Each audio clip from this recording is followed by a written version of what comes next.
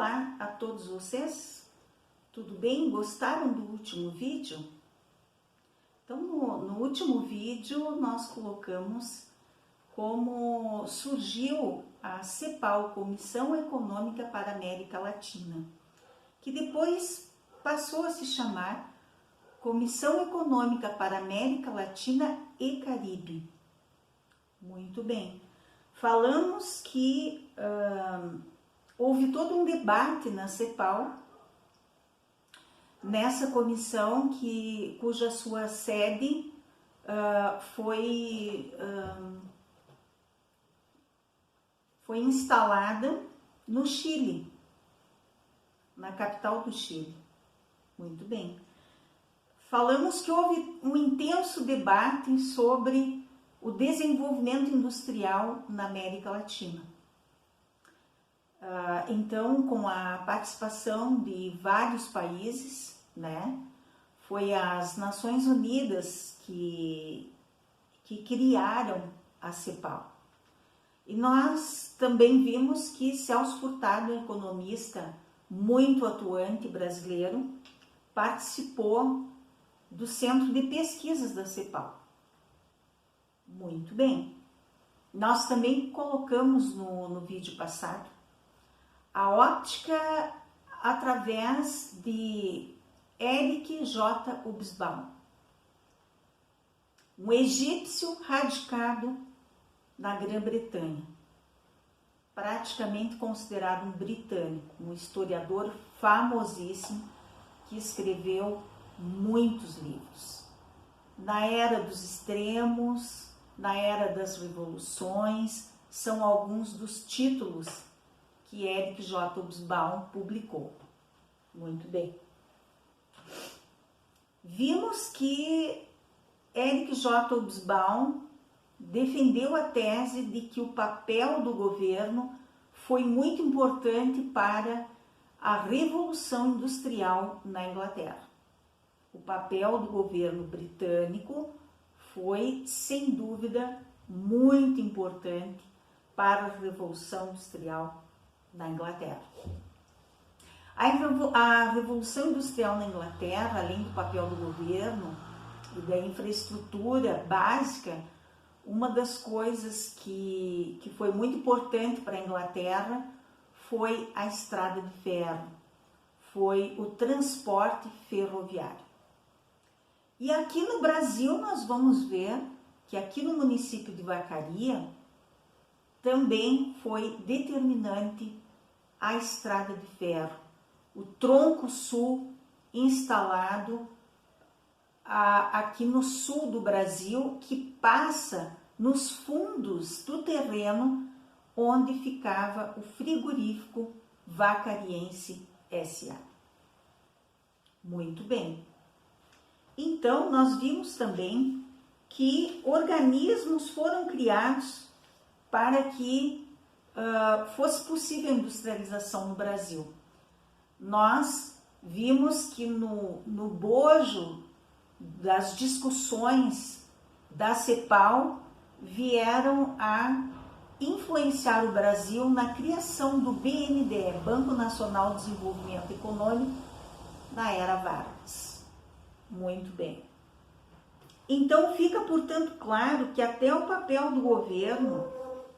o papel do governo na criação de uma instituição financeira que visava fomentar o desenvolvimento industrial no Brasil.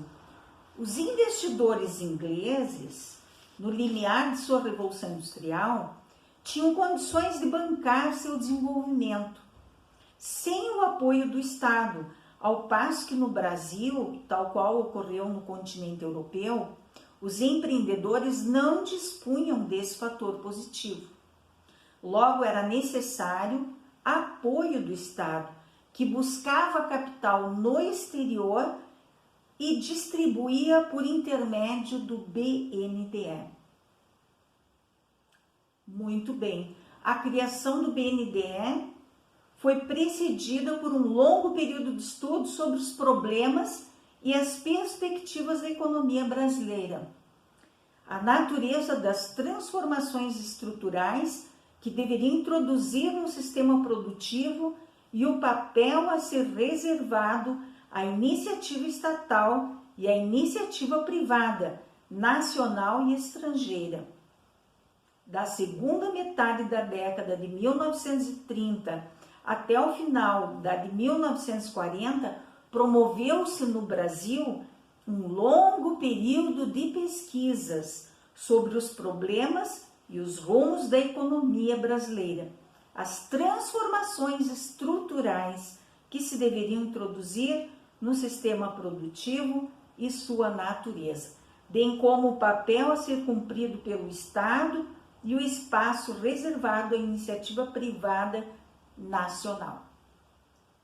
Vimos no vídeo passado também, que eu citei para vocês, a importância que foi de criar a infraestrutura básica para a industrialização no Brasil, como por exemplo a CSN, a Companhia Siderúrgica Nacional.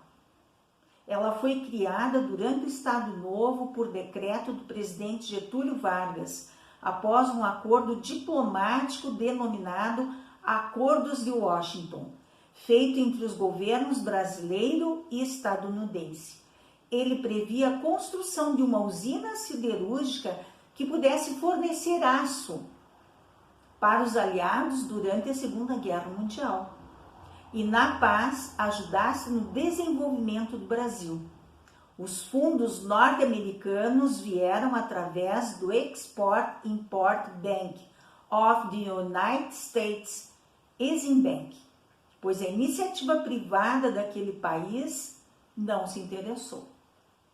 Muito bem. Então, estamos vendo aí o nascimento da Companhia Siderúrgica Nacional no governo do presidente Vargas.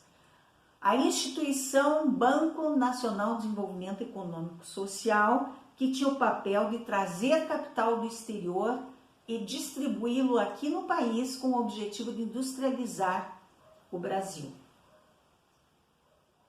O BNDE nascia com a dupla incumbência de elaborar análises de projetos e atuar como braço do governo na implementação das políticas consideradas fundamentais para o avanço da industrialização. E isso, então, o nosso documentário ele é um breve resumo do que está no livro, né? O livro Frigorífico Vacariense traz esse texto e muitos outros detalhes sobre a industrialização no Brasil. Ele é um livro que, através do estudo de uma empresa que finalizou suas atividades no final da década de 90, ele vem a mostrar como surgiu a industrialização no Brasil. Muito bem. Em síntese, seria então o principal formulador e executor da Política Nacional de Desenvolvimento Econômico, o objetivo do Banco Nacional de Desenvolvimento Econômico. Mesmo após a criação do BNDE, a Comissão Mista Brasil-Estados Unidos continuou funcionando, encerrando oficialmente suas atividades em 31 de janeiro de 1953. Seu relatório final concluía que as deficiências nas áreas de energia e transporte eram os maiores nós do crescimento do país.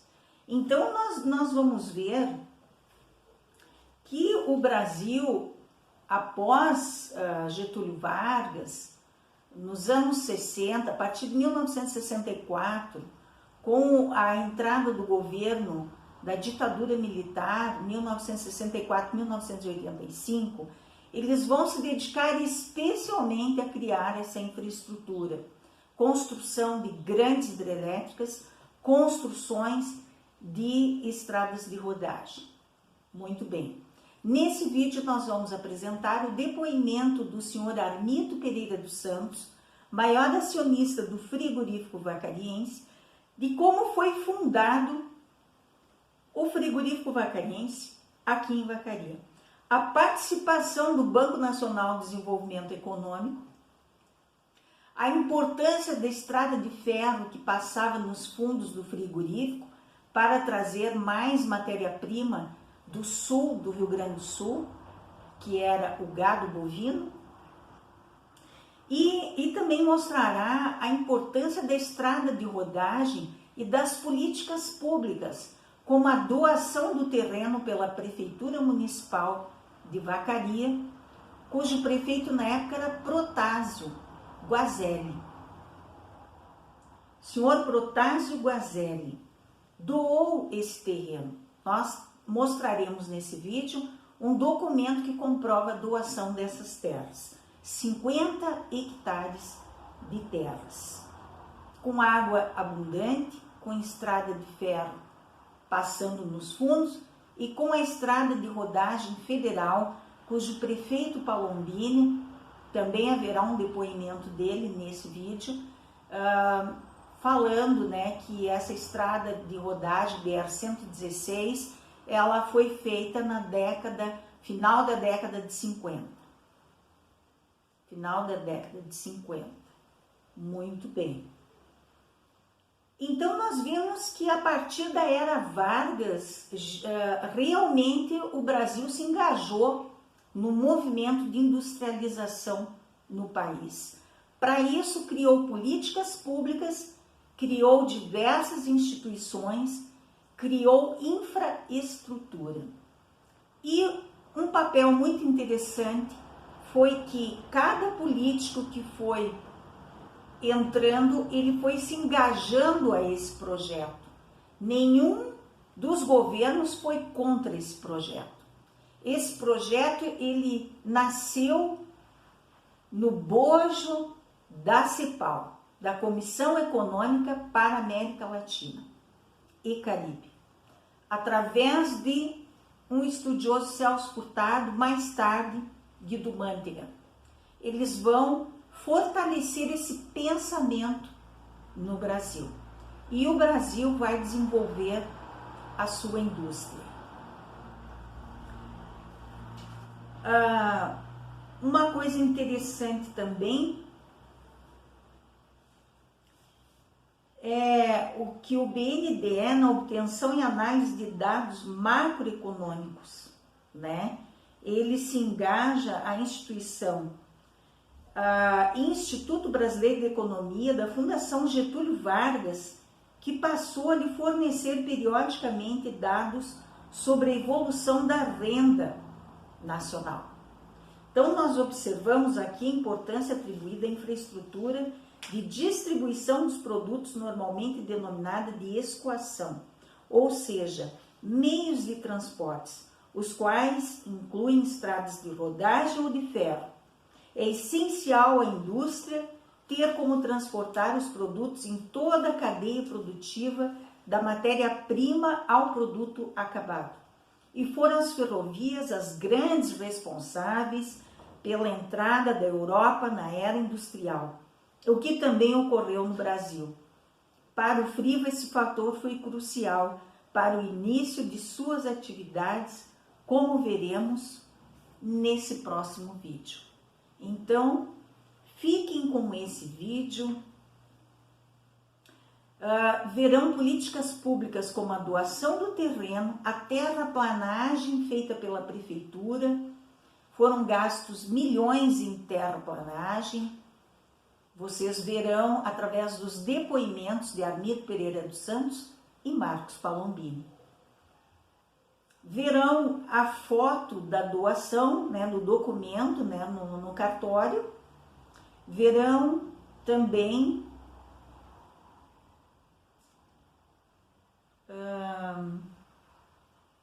fotos do frigorífico, né, quando iniciou e quando estava em pleno funcionamento, né? Verão como foi expandindo essa construção, né? Então houve todo um engajamento. Primeiramente, em torno desse projeto de industrialização na América Latina, posteriormente aqui no Brasil, governo a governo desde a era Vargas. No governo militar isso não se interrompeu. E então nós estamos vendo aí o quanto é importante quando nós queremos desenvolver um setor nós precisamos do auxílio do Estado em termos de políticas públicas, em termos de incentivo à pesquisa, né? Não esqueçam que a indústria precisa de tecnologia para avançar. E não esqueçam que a tecnologia depende do estudo da ciência. Sem ciência não há tecnologia, não há desenvolvimento de tecnologia sem ciência, sem estudo, sem conhecimento. Não existe avanço na tecnologia, na indústria, não existe avanço no progresso sem estudo, sem dedicação às pesquisas, sem incentivo à pesquisa. Nós precisamos de incentivo à pesquisa. Nós precisamos de incentivo à cultura. Nós precisamos de incentivo ao patrimônio histórico. Nós precisamos salvaguardar a memória, história e patrimônio. Em especial aqui nessa região de Vacaria. Um dos capítulos nós iremos dedicar, após essa série aqui, um dos capítulos posteriores, será a tradição gaúcha aqui nos Campos de Cima da Serra. Os rodeios crioulos internacionais. As lidas campeiras. Há toda uma tradição que sem um museu, sem um arquivo histórico, nós estamos fadados que venha a morrer. Então nós precisamos incentivar que aqui nos Campos de Cima da Serra seja aberto um museu de grandes proporções, um museu de verdade, de preferência um prédio histórico que já tem 100 anos. Nesse prédio que fica em frente à Praça Daltro Filho, a praça símbolo do início da cidade de Vacaria, onde nós temos a Catedral de Pedra Moura, em estilo gótico, que também é um marco histórico. É nisso que nós estamos pensando ao abrir esse canal. Criar uma mentalidade, uma consciência que venha salvaguardar o patrimônio histórico dos Campos de Cima da Serra. Em especial, Vacaria, a porteira do Rio Grande. Fiquem com mais esse vídeo e até o próximo.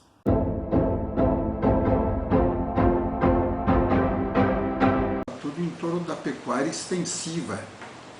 E as pessoas de mais destaque no município eram aqueles pecuaristas que vendiam as tropas de bois mais pesadas, aqueles que aparentemente eram considerados os mais evoluídos, que já compravam reprodutores de raça, que já participavam das feiras em Porto Alegre, das feiras, né? Então tivemos esse ciclo da pecuária, onde Vacaria teve um desenvolvimento relativamente grande, não pela atuação da pecuária, mas nessa época surgiram 3 fatos em Vacaria de grande importância econômica.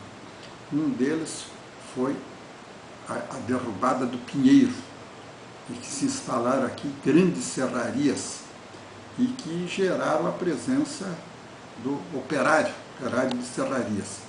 Então a construção da abertura da BR, hoje BR-116, que naquela época era BR-2. Que época mais ou menos foi construída a 116? A 116 foi construída nesse período, foi de 45, não sei precisar, mas foi no fim dos anos 40, no início dos anos 50.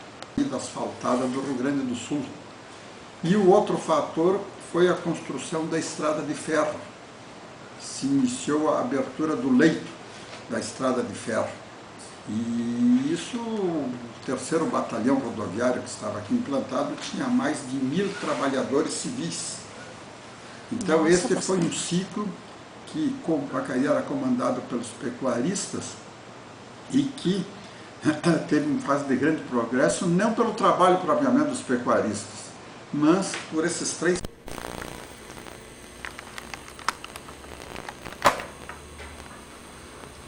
Então, assim, eu já estou gravando, vou tirar uma foto do senhor aqui, como o meu principal entrevistado, né,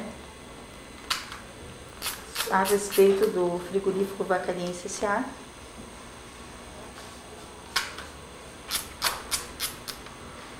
Uma das coisas que nos intrigam, assim, de momento, seria a fundação do Friva, né?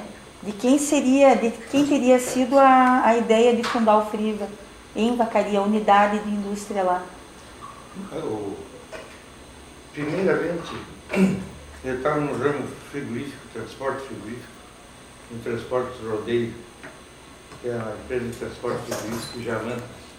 Trabalhava quase com exclusividade com arame de Ferrópolis.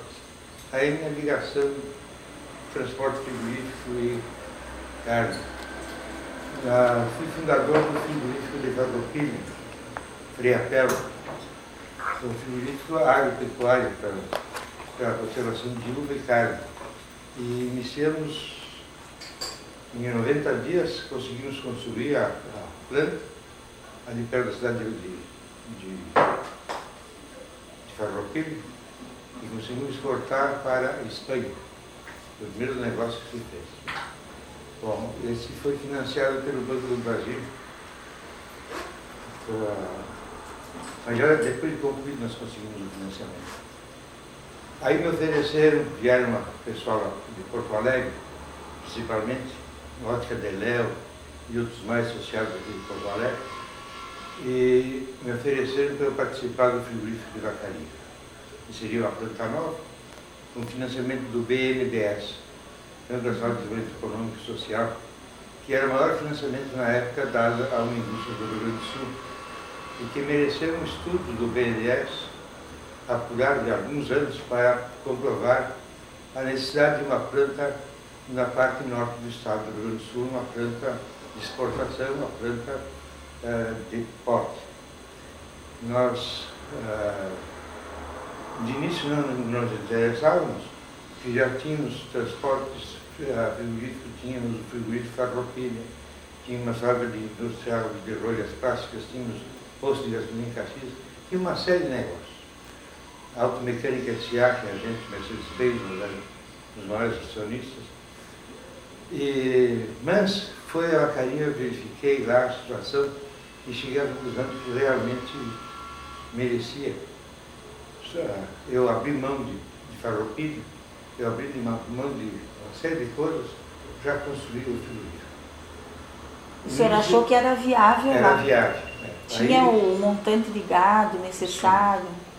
Não, e se trazia muito gado da fronteira. Agora está se revitalizando a ferrovia no Rio Grande do Sul.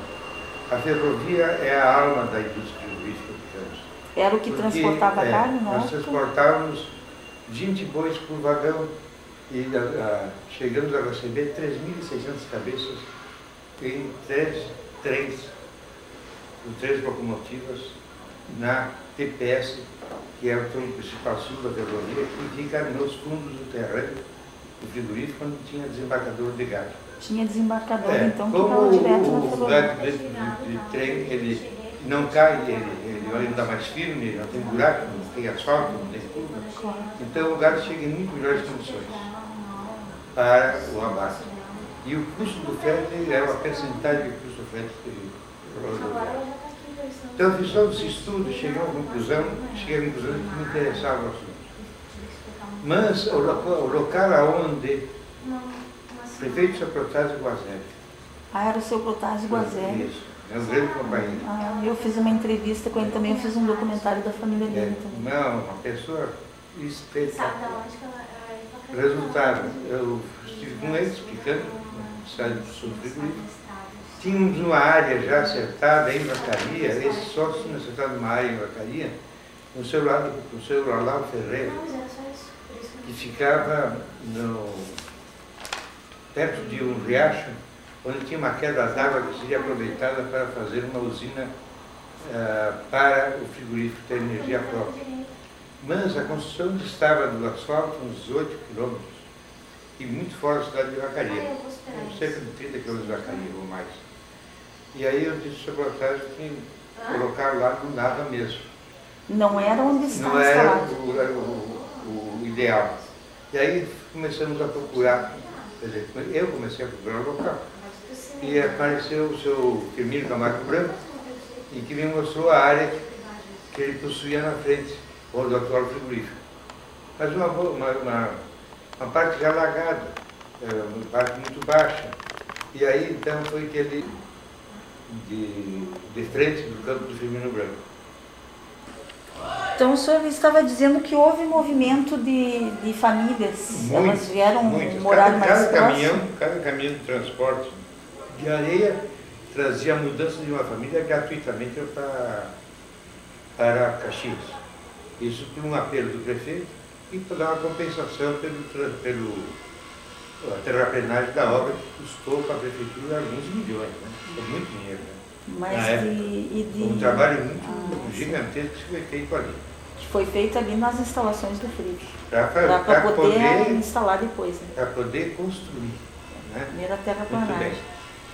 Mas ali já havia o distrito industrial ou não havia nada, ainda era não? só o frigorífico. E o senhor acha que o distrito industrial ele surgiu porque o Friva estava ali? Ele teve influência? Talvez, como no governo do Palombini, ele resolveu fazer para aquele lado do distrito industrial, que na minha opinião devia ser para outro lado.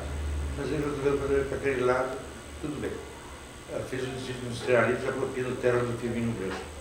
Firmino Branco foi um dos maiores companheiros que eu tive em Vacaria na construção do frigorífico Vacaria. Foi um homem inigualável.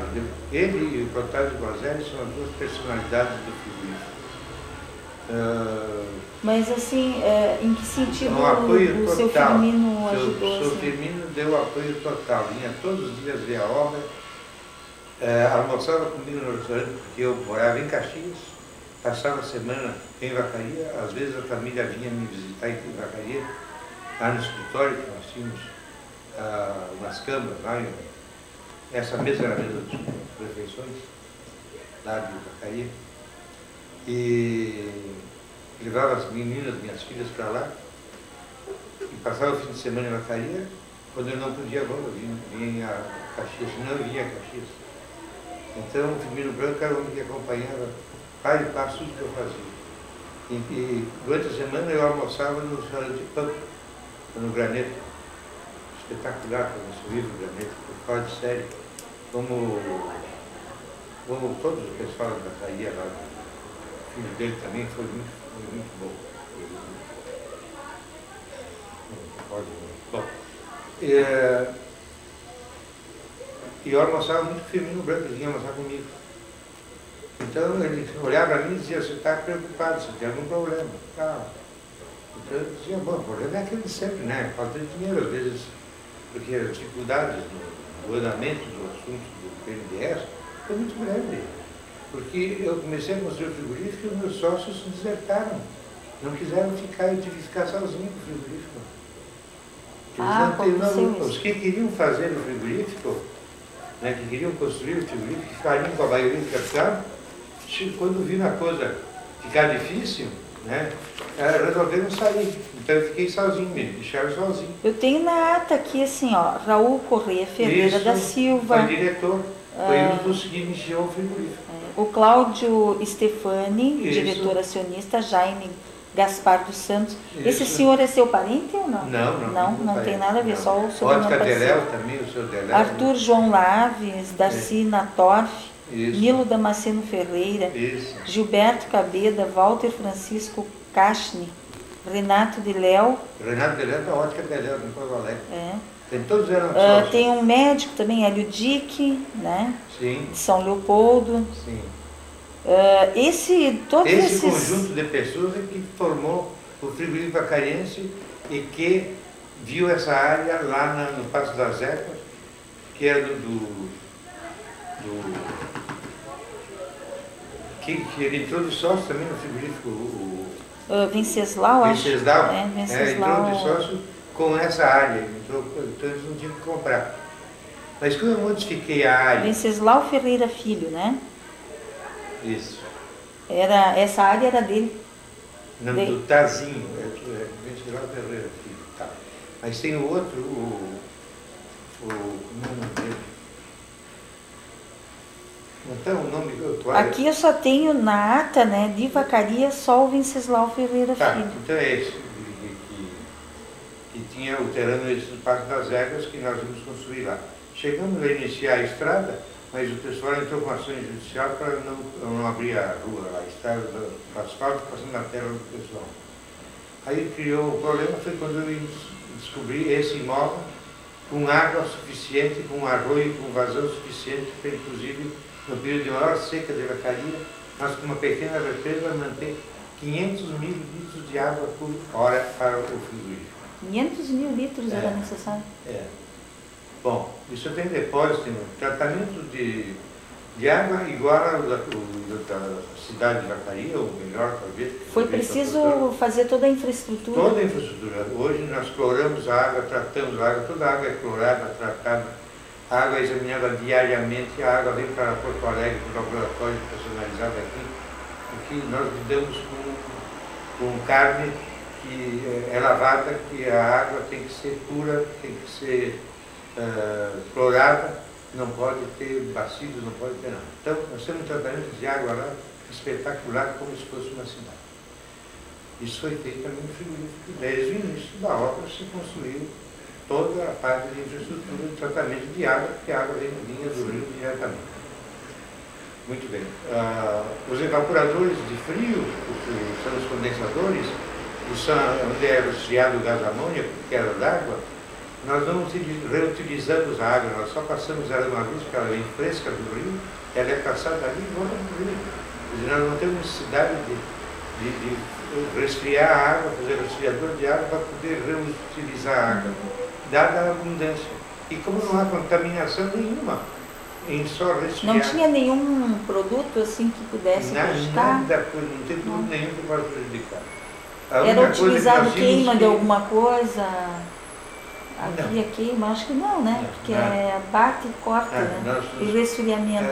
A caldeira nós usamos primeiro fulói, depois transformamos em lenha, hoje continua a lenha. O problema das mudanças de governo, porque como eu tive 7 anos na presidência do sindicato, e eu representava o Rio Grande do Sul nas reuniões de São Paulo, Rio de Janeiro, CASEX, e junto ao Ministério da Fazenda, junto ao Ministério do Desenvolvimento de Brasília, eu passei por diversos ministros e todos eles eu tive o prazer de poder conversar, particularmente, inclusive, ser chamado lá para conversar. Então o senhor tinha um bom relacionamento muito bom relacionamento com o governo. Porque eu era uma liderança na carne na época. Naquela época. Jovem, disposto e querendo assumir. E transferindo ao governo tudo que eu sabia sobre carne. Então nós temos aí secretários da Fazenda, do ministro, em que eu ficava 2 dias em Brasília explicando como é que funcionava o setor, como é que era a carne, o que é. O assunto de exportação, nós tivemos reuniões terríveis no Rio, em Brasília, uma reunião que nós chamamos de 20 e tantos frigoríficos, em que o ministro Delfim Neto retirou o subsídio que dava ao ICMS. Nós passamos de 3,2% para 12% do ICMS. Mas então ele dificultou um pouco a... Dificultou porque o FMI não permitia que fosse dado subsídio à carne. Era de 3% e passou para 12%. Isso, 3,2% passou para 12%. É. Foi aí que deu a grande Foi derrocada da indústria. Né? E aí é que se iniciou esse processo violento de sonegação fiscal, de concorrência desleal. Porque a indústria tinha que pagar 12% e o marchante batia sem nota. Aí nós estimulamos isso aí. Quer dizer, cada governo foi um problema que foi criado para o setor. As dificuldades do Friva só não foram maiores porque eu parei o Friva. Se eu tivesse continuado trabalhando como frigorífico vacariense, hoje, indubitavelmente, nós estaríamos devendo aí 70, 80 milhões de reais. A firma estaria devendo. Impagável, como é o caso do Alegrete, como é o caso de... Mas isso o senhor diz por quê? Por causa da porque tributação? Cada mudança de governo vinha um plano no qual nós ficamos 10 meses parados com a Polícia Federal na porta para não poder abater. Porque se abatesse era ilegal, porque nós estávamos pagando por fora. E só dizendo por fora da tabela. Então, foi proibido o abate da indústria e tivemos que manter os empregados. Aí voltamos a importar carne, importamos da Europa. Eu importei nessa época umas 3, 4 mil toneladas. Itália, França, Holanda, E em que Alemanha. época mais ou menos? Isso foi Nos anos 80? nos anos 80, por exemplo. Nos 80. Mas o ICMS, eu disse ao ministro Delfim Neto nessa reunião que ele tem temperamento todo especial nisso do Delfim Neto. Ele é muito vivo, muito vivo. E ele disse que não poderia retirar, tinha que manter o ICM. Ele Vitor nos libera a exportação, nós estávamos proibidos. Ele E por disse, que mas a estavam exportação proibidos de exportar? que tinham que manter o mercado interno. Ah, manter o mercado interno. Então, se o senhor nos libera a exportação... Nessa época, o Friva já vendia para Cobal? Já fazia parte? Fazia parte do... É um esquema assim de abastecimento no mercado interno, né? E entre Manter safra que era o violento, preço, né? E era violenta a escassez de gado no inverno. Os invernos eram muito mais rigorosos, não tinha tanta pastagem. Não havia uma evolução, a pecuária era muito antiga. Então nós tínhamos que manter estoques de carne. Teve um ano que eu estoquei 5.700 toneladas de carne e eu tinha 1.000 e poucas em Vacaria. O restante estava em Caxias, Rio Grande e Rio de Janeiro. Foi quando eu resolvi fazer câmaras e ampliar, porque só o que eu paguei de armazenagem, a Cobal me pagou de armazenagem de carne, permitia eu construir todas aquelas câmaras. Assim que eu Era interessante o senhor ter esse relacionamento com a Cobal, ter ela como mas cliente? eu era presidente do sindicato aqui, eu tinha que ter relacionamento com todos, inclusive com a Cobal. Resultado, depois a Cobal saiu fora do mercado de carnes. Aí eu estava com a câmara pronta já, aí tive o ônus das câmaras e não tive mais o rendimento. Né? Que ela caiu fora. Então só veio a mudança que dá assim de um dia para o outro na economia. Para participar desse estoque da Cobal, o senhor tinha que fazer licitações? Não.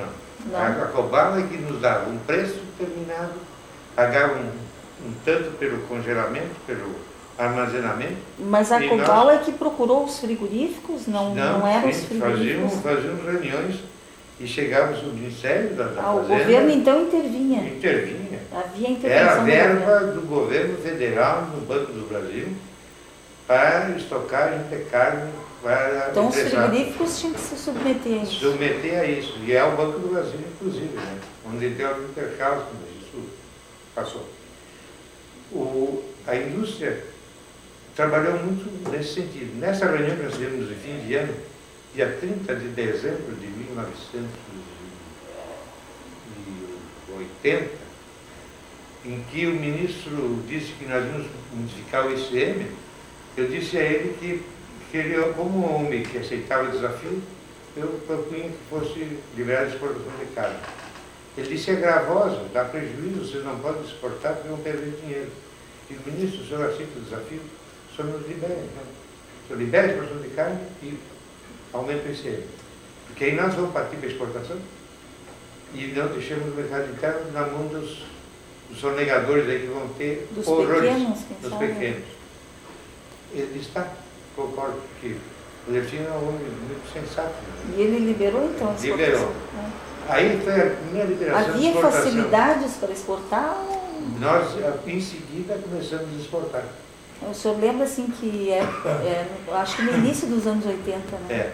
Porque eu fui ministro quando ele foi visitado pelo Ministério da Agricultura, pelo Dr. Pedro Gonçalves, que era diretor do Ministério da Agricultura de Brasília. Antes do funcionamento, ele disse que essa planta devia ser proibida de vender carne com osso. Essa planta foi feita para exportação, é a melhor planta que eu conheço no Brasil. E ele era o chefe geral do Ministério da Agricultura do Brasil. Quem que era esse senhor? Pedro Gonçalves. Pedro Gonçalves.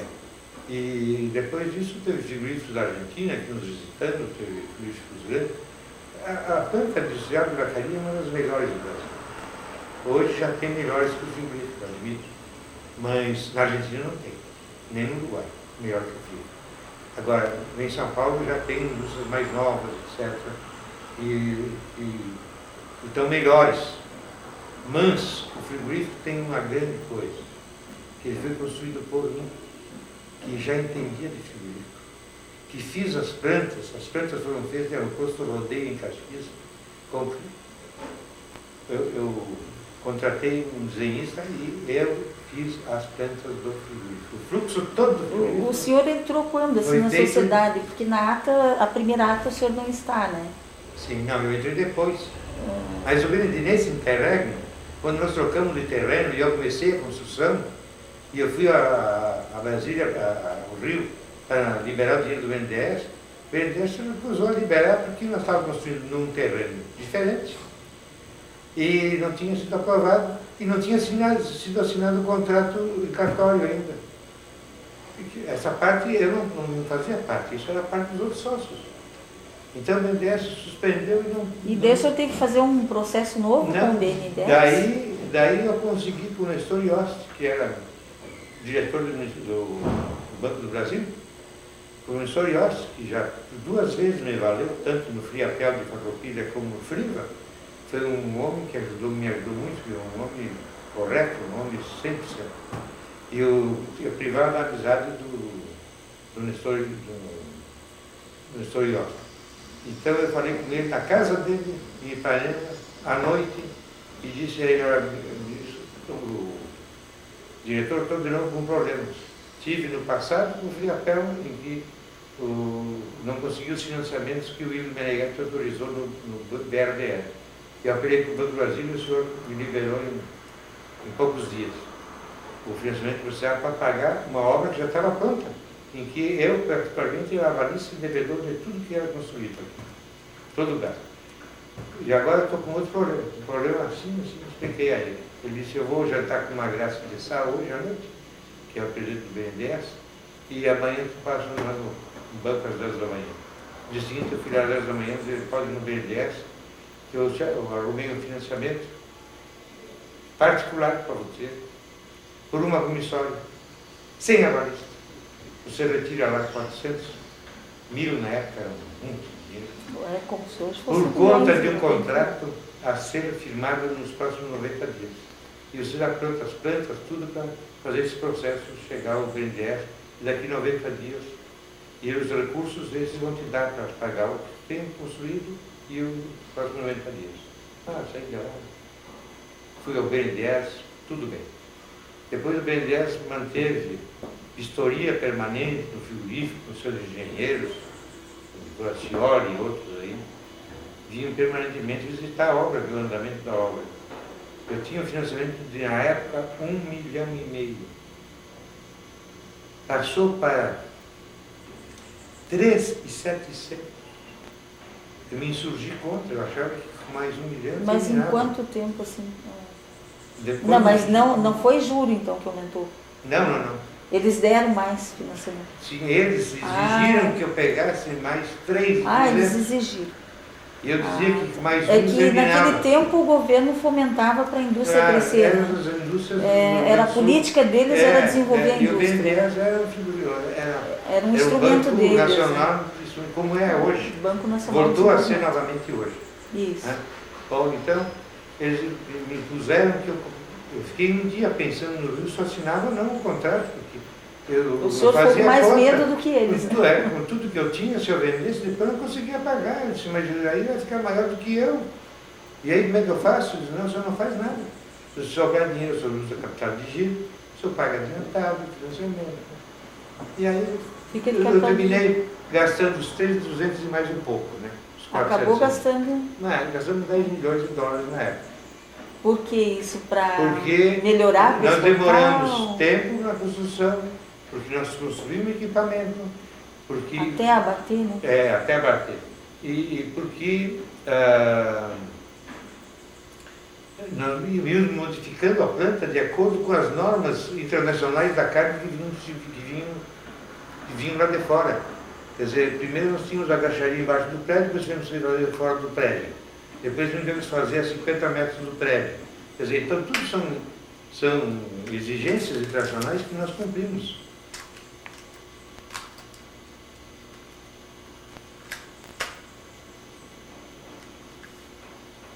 todas essas exigências nacionais, o Friva está de acordo com as últimas regras do mercado nacional. Desde as câmaras frigoríficas, tudo, desossa, etc. Então, ele está aprimorado para fazer um trabalho muito bom. Ele tem uma capacidade de desossa muito boa. Nós chegamos a desossar na sala principal 2.000 traseiros no dia, que pode desossar mais do que isso, que seriam 1.000 bois.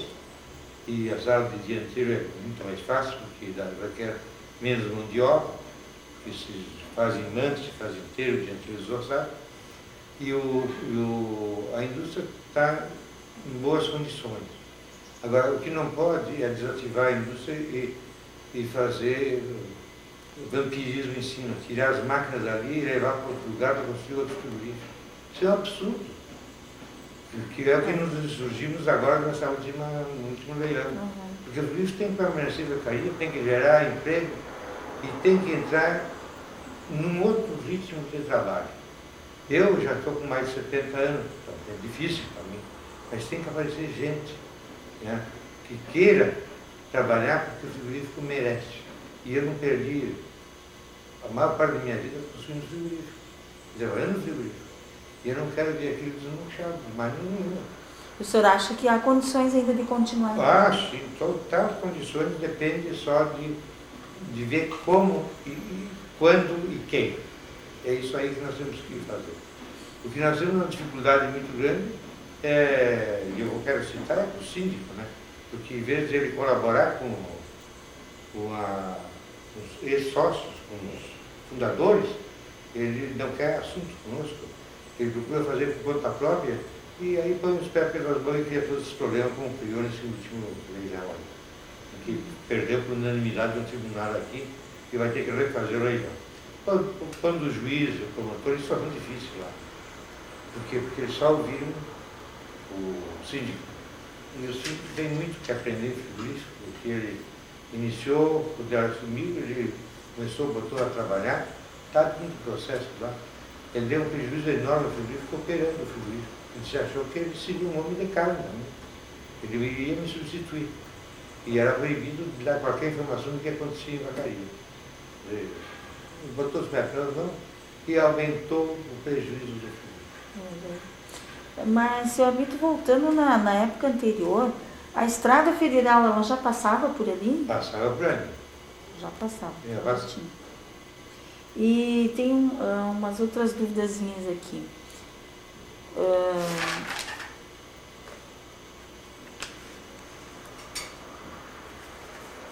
O senhor acha que o Friva modificou o local onde ele se instalou? Ah, modificou muito, né? E modificou a... O senhor acha que modificou positivamente? Sim, os empregados principalmente. Desde quando eu construí o frigorífico, eu tinha uma caminhonete F350, uma lona que às vezes rasgava, e o pessoal vinha de chinelo para trabalhar, que eram trabalhadores da construção civil, ajudantes. Esse pessoal todo nós... Políticas públicas para a fundação do Friva, federais, estaduais e municipais. Banco Nacional de Desenvolvimento Econômico para financiamento da construção e ampliação. Ferrovia Tronco Sul, Vacaria, Rio Grande do Sul. Como infraestrutura. Essa fotografia foi retirada do livro Perfil Socioeconômico de Vacaria, editado pela Norgraf em 1997, página 36, de Rodrigo Borges Bertoni e Paulo Gilberto Silva, figura número 9 desse livro. Doação de terras pela Prefeitura Municipal de Vacaria, no mandato do prefeito Protásio Guazelli. A primeira foto à esquerda enfatiza a data e número do registro. A outra, mais embaixo, enfatiza a descrição da área e confrontações. A fonte é o Cartório de Registro de Imóveis Especial de Vacaria, livro de registro número 9. Figura número 15 do livro Frigorífico Vacariense, registro de doação das terras do Friva pela Prefeitura Municipal de Vacaria. Temos aí mais uma foto sobre o registro da doação dos 50 hectares feita pela Prefeitura Municipal de Vacaria no mandato do prefeito Protásio Guazelli. Terraplanagem pela Prefeitura Municipal de Vacaria, Rio Grande do Sul. O senhor Armito, ele mesmo enfatiza, né, que foi gasto milhões em terraplanagem para depois poder se construir, né, todas aquelas construções, tanto da indústria, como do escritório, como a casa de moradia do senhor Armito Pereira dos Santos e de sua família. Então, houve toda uma terraplanagem, foi gasto bastante com isso. E isso foi uma doação da Prefeitura Municipal de Vacaria. E aí iniciou no mandato do prefeito Protásio Guazelli e continuou no mandato do prefeito Marcos Palombini. Então, uma característica também desses governos dessa época é que um continuava o projeto do outro, visto que havia um projeto maior em nível federal, que era da industrialização no Brasil. E também havia uma preocupação aqui no município de Vacaria com a manutenção de empregos. Cada vez que a matriz produtiva de Vacaria estava se modificando, os prefeitos investiam em alguma coisa que viesse a trazer novos empregos. Que foi o caso do término, né, da madeira, da retirada da madeira, com a falência das madeireiras. O município vinha passando por momentos bastante difíceis e aí surgiu o frigorífico, que fornecia aí em torno de 600 empregos diretos para o município.